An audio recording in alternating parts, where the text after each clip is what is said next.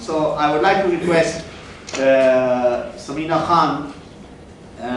She has recently joined our team to work with the Kashmir ladies. She's originally from Kashmir. Her parents from Srinagar. Now they are in Muzaffarabad, also part of Valley of Jammu and Kashmir. And she's in Manchester. Although she works on DM television, but now she will work on this subject as well. Mostly we will give her a position in the region. So I would like to request Smina to say a few words, please. Thank you very much. Thank you very much. Good evening, ladies and gentlemen, and distinguished guests. First of all, I'm really sorry for being late because the weather outside is horrible and all the trains were delayed. So I'm coming from Manchester, and I was on my foot all the way from Manchester to London in the train. There was a rush. Anyway, at last I'm here. For last 50 years, more than 50 years, we are all talking about Kashmir. I think we have spoken enough. But as really said, it's the time to do something, and for doing something about Kashmir, first of all, we need political will. And as you were talking about the awareness that if you're walking through a town center, people should know about the issue of Kashmir. I think people know about the issue of Kashmir. This territory of Kashmir has been the center of dispute between China, India and Pakistan, and everybody knows about it. And during these 60 years, Kashmir has been at the core of 4 wars. Everybody knew about this.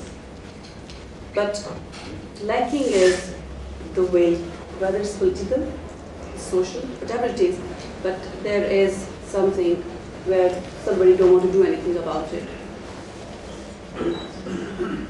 And one can therefore not question the fact that the Kashmiri population is one that is living in a constant state of conflict. The effects of conflict on civilians can never be overlooked. Conflict comes with instability, insecurity, inequality and poverty. But it is unfortunately the undeniable case in the vast majority of global communities that the living condition of, especially women, I'm talking about women because obviously we have recently launched a women group. So I'll try to be brief, and I will only speak about the condition of the women in Kashmir, which I've seen with my own eyes in Srinagar. So I will talk about women, that the living condition of women will always be worse than that of their male counterparts. Along with the general consequences of conflict, such as those I've already mentioned, everybody I think must have they're talking about it, and they face further threats in their lives. And in addition to the suffering that these women are enduring alongside men, I would like to highlight a minority of the issues that women are forced to face alone or that impact women on a much greater scale in Kashmir. Over the last 18 years, organizations claim that more than 10,000 people have been subject to enforced disappearance. It is reported that these cases of enforced disappearances are carried out by state agencies, and most individuals were in fact picked up by troops. Furthermore, in 2005, MSF, Doctors Without Borders, conducted a study which revealed that Kashmiri women are among the worst sufferers of sexual violence in the world. The figure was shockingly higher than Sierra Leone, Sri Lanka and Chechnya. And I think I must add to it the psychological effect on the women in Kashmir. Obviously, the impact of such a life cannot be neglected. Psychiatric disorders have risen dramatically over the past 20 years. In 1999, approximately 1,700 patients were seen at the only psychiatric hospital in the valley. There is only one psychiatric hospital in the valley. The number had risen to 48,000 in 2003. And nobody knows what is the number nowadays because nobody is allowed to go there. Anyway, these are the figures which is conducted by different agencies, which are independent agencies, and they might not be allowed to go there, but obviously they conduct their studies. And it is my belief that we must acknowledge and highlight the experience of women in Kashmir who are faced with continuous psychological and physical violence, and who must find ways to cope with their dislocation and poverty that accompanies a state of war in a world where their well-being will always be secondary to that of men.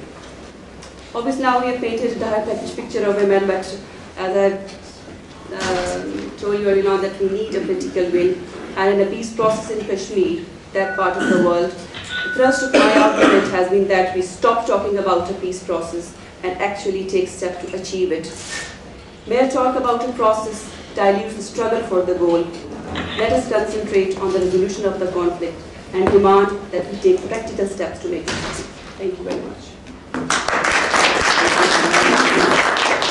Can I request now to my friend Craig Whittaker, Member of Parliament from Calder Valley, to say a few words and tell us what he is going to do.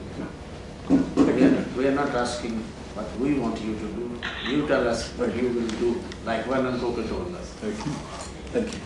And thank you for inviting me along here today. I must say it's not often that I agree with Vernon, or indeed Julie, but I can absolutely endorse every word they both said today, because I think it's every bit of what they've said is vitally important.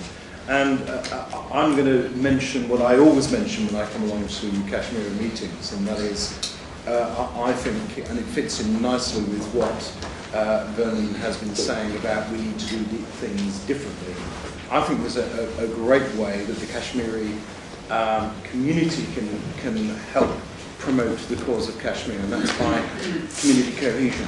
We've heard the mention of the plight of women, not just in Kashmir, but I would argue actually there are Kashmiri women in similar situations here in this country, and I think until we start breaking down those barriers, community cohesion is a great way of promoting the cause, or any cause, of Kashmir, and I will continue to speak out about those types of issues, and particularly around community cohesion. I think that's vitally important. I also think, as Vernon said, it's incredibly important that we do things differently. I'm quite happy to say to Julie, if we want to jointly organise a Westminster Hall debate, or indeed in a German debate, I will gladly support that and do that in conjunction with you, because I think that's an important way of doing it. And sadly, I was saddened to hear of the response from Alistair Burt, because I think that's just a cop-out, and so I will be writing to him to ask him for clarification as to why we can't at least try and mediate in that case, because I think that's vitally important. And I just want to pick up on the point that Vernon said around the Indian parliamentarians, and whether there's an avenue there as well, because once we start, I think it's vitally important to say that it isn't for the UK to interfere, but I think the UK is very good at influencing in various ways, and I think that's one great way of trying to make things start to change. And Raja asked what I'm going to do. Well, as he knows, I have said that I will go and visit the area in the new year, because I think it's vitally important that whilst I don't have a great number of Kashmiris in my constituency, we of course border with Bradford and Huddersfield, which do, and I think it's vitally important that. So you have got your constituents sitting there, and I have my constituents sitting there as well. So I think it's vitally important that for me to debate and fight the corner for Kashmir, it's important that I also understand as well. So that's what I'm going to do. Thank you. Thank you.